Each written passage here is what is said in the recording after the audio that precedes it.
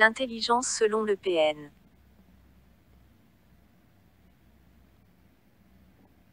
Ce qui intéresse le PN dans l'humain, c'est la seule valeur qu'il accorde d'ailleurs à l'homme. Son intellect. Tout ce qui est de l'ordre de l'intelligence.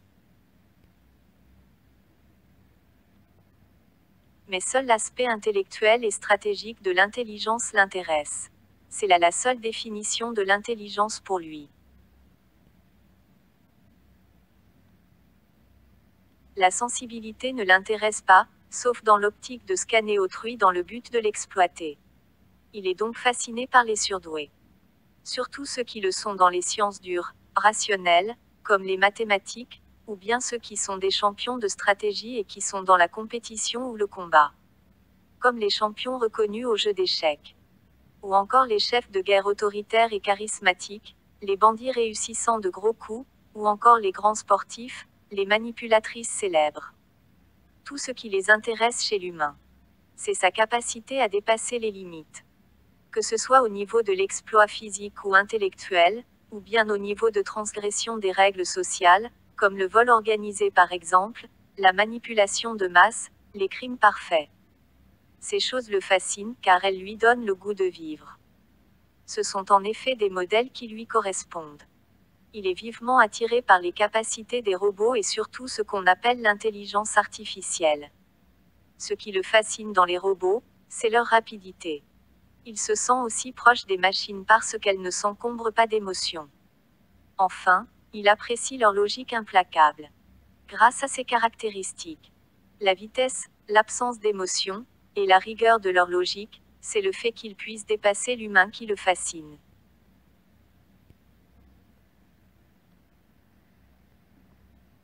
Le dégoût pour l'humain.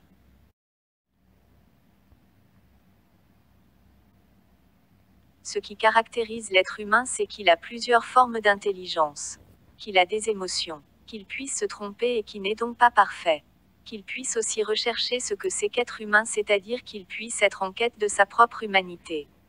Enfin qu'il souhaite évoluer personnellement ou encore spirituellement.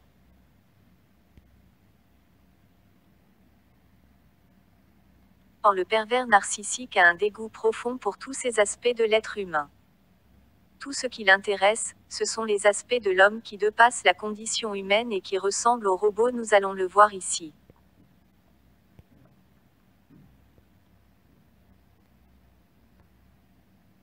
L'alibi de la perfection.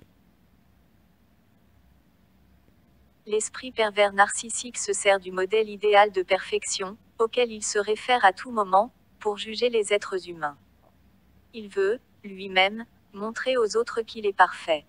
Il fait donc illusion et se persuade qu'il est parfait et exceptionnel. Il fait cela tout en utilisant la fausse modestie et des expressions toutes comme personne n'est parfait, ou c'est humain, mais dans la pratique, il exige que l'on soit parfait. Nous verrons qu'il utilise cet alibi pour que nous nous adaptions à ses désirs et volontés changeantes et que c'est précisément cette torture mentale. Cet esclavage qui constitue pour lui la perfection. Cette perfection qu'il nous sommes d'atteindre. Sans quoi nous sommes un ou une moins que rien, incapables. Et dont la valeur est si inexistante que même vivre, selon ce qu'il veut nous faire comprendre, serait vivre en parasite. Lorsque lui-même ne parvient pas à la perfection. Faisant des erreurs par exemple. Il utilise les mécanismes de défense habituels. Comme le rejet de la faute sur l'autre ou le déni par exemple, il se pense comme un être aux facultés exceptionnelles.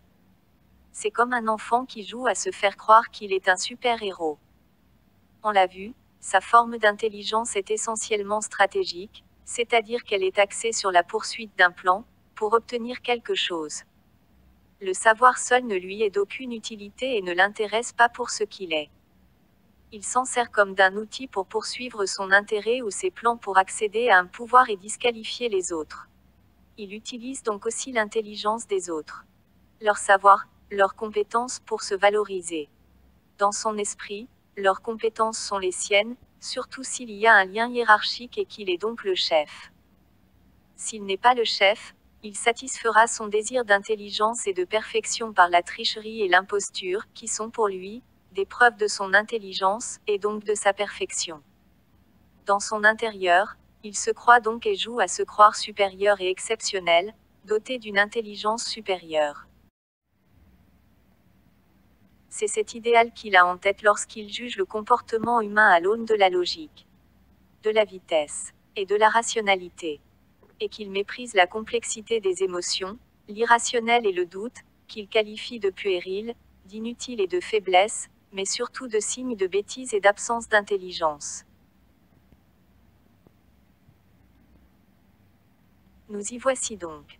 À part la forme d'intelligence stratégique orientée vers la transgression et la compétition, vers la domination des autres, il ne reconnaît aucune autre forme d'intelligence. Le reste, ce sont pour lui des signes d'une profonde débilité, d'une carence en intelligence flagrante. Bien sûr, dès qu'il aura détecté ce qu'il juge comme une tare chez vous, il vous rangera dans la catégorie des personnes facilement exploitables, par la faille qu'il aura découvert. Par exemple, votre intégrité, votre sensibilité, votre générosité ou votre manque d'estime de vous-même. Il y a cette mentalité à croire au darwinisme social chez lui, c'est-à-dire cette croyance selon laquelle ceux qui ne sont pas aptes à ce jeu de la domination-soumission, parce que selon lui leur intelligence est trop faible, alors il est normal, légitime selon cette loi du plus fort que l'on puisse les exploiter, les torturer et les faire disparaître. Car de toute façon c'est dans la loi de la nature. Voilà le fond de sa pensée, de sa mentalité, et je le répète, selon lui ces personnes ne sont pas intelligentes. Et il pense même que ce n'est pas leur faute. C'est comme ça et que c'est donc la loi de la nature. C'est-à-dire que c'est dans l'ordre des choses. En gros vous êtes bête, idiot, idiote, imbécile, con. Mais ce n'est vraiment pas de votre faute. Vous êtes comme ça. Point barre. Et vous ne pouvez rien faire contre votre nature. Alors il est tout à fait normal, pour lui, que les autres vous exploitent et vous écrasent. Car c'est dans votre nature d'être un loser, un perdant. Selon sa vision du monde, vous êtes inadapté au monde. Et après tout, tant pis pour vous. Et lui en profitera aussi, il se fantasme tout à fait comme au milieu de la jungle où les plus aptes survivent au détriment des autres. Voici donc ce que vous dira le pervers narcissique ou la perverse narcissique lorsque vous arriverez à avoir une conversation un tant soit peu sincère et instructive pour vous. Puisque c'est là que vous allez comprendre la façon dont il voit les choses. Ainsi donc pour le pervers narcissique, nous sommes tous des cons, des connes. Vous comprenez un peu sa manière de voir l'intelligence. Souvent on le dit extrêmement intelligent. Mais l'on confond par là cette intelligence très froide, rationnelle, logique, implacable et stratégique, à toutes les autres formes d'intelligence dont les êtres humains sont capables. Oui, le pervers narcissique est stratégique et froid, mais il n'est absolument pas plus intelligent que les autres. Il a seulement moins de scrupules. Pour passer à l'acte. Là où nous aurions eu des scrupules, ou là où nous n'aurions pas osé, à cause de nos valeurs, ou de nos principes altruistes par exemple. De notre faculté à ressentir de la pitié, en bref au cœur que nous avons et qui lui fait défaut. L'intelligence froide et rationnelle, sans les qualités du cœur ne font qu'un demi-humain. J'oserais dire un robot. Et c'est exactement ce monde-là que souhaite le pervers narcissique. C'est dans ce monde-là qu'il vit dans sa tête. Et il pense qu'il en est ainsi dans tout le monde occidental depuis que les valeurs du monde deviennent de plus en plus perversives. Et qu'il pense ainsi que ces valeurs sont en phase avec celles de la société. Ce n'est heureusement pas encore le cas, mais il joue à nous faire croire que c'est effectivement cette norme qui prévaut dans nos sociétés et que nous sommes définitivement pas du tout adaptés.